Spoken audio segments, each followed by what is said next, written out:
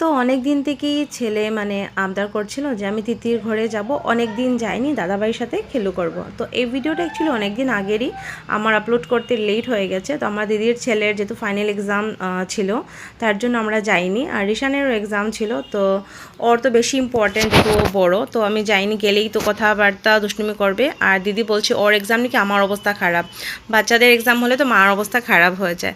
তো আমরা অনেক দিন পরেই গেছিলাম দিদির ঘরে, তো বেশ ভালো সময় কাটিয়েছি। ও অনেক কিছু আয়োজন করে রেখেছিল আর কি, আর নিজেদের মধ্যে তো ভালোই সময় কাটে, গল্প আড্ডা কত কিছু আর কি।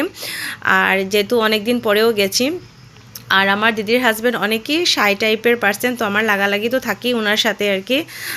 তো এটা তো চলতেই থাকে শালি আর জিজার মধ্যে আর কি। আর তারপরে রিশানের কি হয় না, ও মানে ও দিদির ঘরে গেলেও একটা বায়না থাকে ম্যাগি খাবে, যতই ঘরে খাক না কেন ও ম্যাগি খেতে হবে। তো দিদি ওর জন্য সবসময় গেলেই ম্যাগি বানিয়ে দেয় ওকে আর কি।